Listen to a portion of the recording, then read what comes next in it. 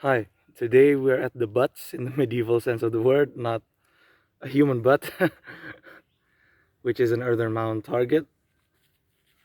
And today I will talk about, I will inform you guys about modernized or quasi traditional equipment for Cembaringan Kasapuan, or the older style of Javanese target archery. Sit cross legged in the Indonesian style. So, Jemparingan as a tradition, of course, evolves with the times while still retaining traditional elements, of course. That's why it's called tradition.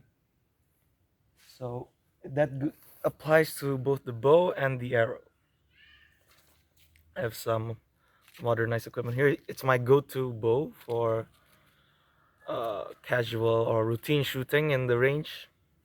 It'll maybe shift to this classical design soon, but this bow's still a good bow. Here it is. It's taller than I am. It's about 100 and it's about 6 feet. Yeah, 6 feet, right on the money. It's a literal longbow, but it's a flat bow. And notice the modernized design: pistol grip and a very explicit, not center shot, but narrow pass there. Some people use the even more modernized uh, form where it's really center shot. That's actually for the modernized version of Jimparang, which I will never cover in this channel. A lot of people have already covered that. It's a very comfortable grip. The limbs, they are detachable, quote unquote. It's not a takedown bow, but it's a separate piece of wood there. This is also made out of two-piece bamboo, but it's laminated at the middle. So it's self-ish bow. This one is a three-piece bow. Now, in this episode, we are going to dive a bit into terminology, or in the Javanese terminology. So the wings or the limbs are lar, meaning wings. The knock for the string is called cham or chang. You see, there's a wooden reinforcement there. This bow is more banged up than that bow because this has been with me for 4 years, 5 years. String called kendeng or sendeng. The riser is called cengkola. This round thing here for the handle is also called cengkola. And yeah, that's the basic Javanese terms. For the bow, uh, the brace height should be, it's measured from the arrow pass, yeah. Should be about that, depending on your length or your hand. So it actually left an impression. Let me make an impression of my hand. It's not really visible. Should be around there. This. So from your middle finger to here. Which is a low brace height. Another way is also fist and a closed thumb like that. Not like a fist and thumb like an English longbow. So it's gonna really hit get string slap. So I recommend you just take it easily and use a bracer. So the history of the design, I would say it originated in the 1970s, 1980s, maybe 1960s, but maybe only in limited circles. This pistol grip design and an explicit arrow shelf, or yeah, pass basically. And it's still, this particular bow still follows the modern rule of the bow needs to be at least your eyebrow height. Now let's take a look at the arrows. This is the arrow for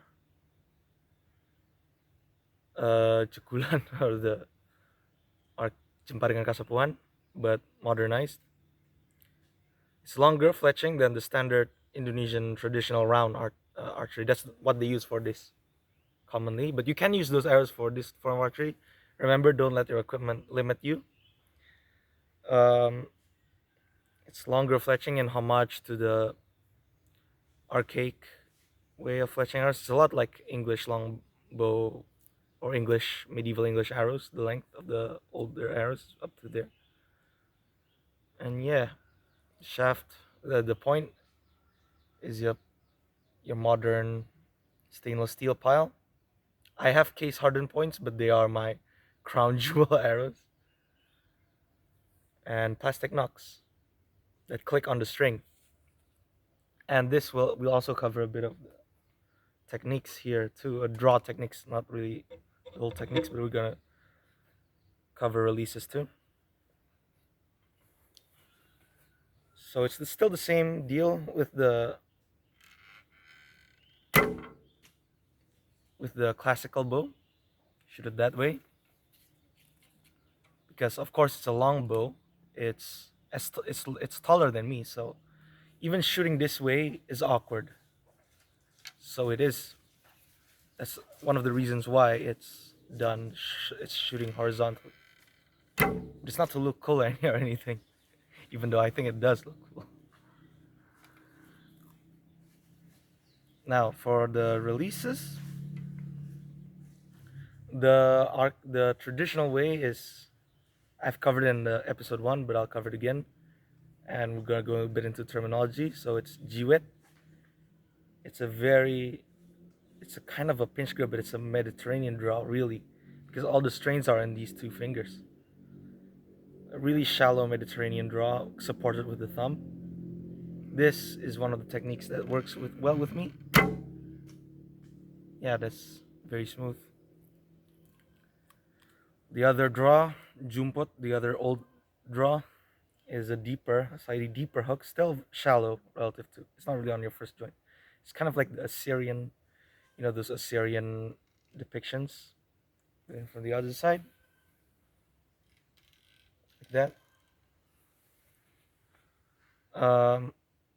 It's also smoother and it's for heavier draws, and it also works for me when my fingers are tired, and my arrows are all shot there. My modernized arrows. So I'm gonna use archaic arrows. It's not really meant for this bow.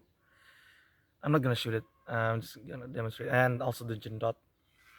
That some people nowadays use the regular 3-finger draw.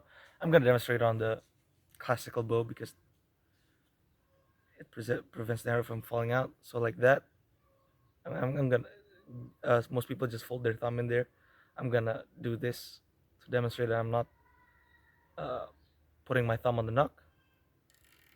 I'm not even gonna full draw there. I wouldn't risk dry firing this bow, this very treasured bow of mine. Or some do the Flemish grip. But in my personal opinion and my personal view, if I were to shoot the Mediterranean or the Flemish draw in the most common sense of it, of those two terms, then I would just shoot standing up. If I'm shooting in this style, I would really prefer the smoother, more refined release of the traditional Javanese ways. Not just one way, ways. There's multiple ways to skin a cat. That's all about the modernized equipment and touching a bit on terminology and drawing styles. Comment your thoughts down below. Spread the knowledge, spread the love. This has been Gibran, signing out.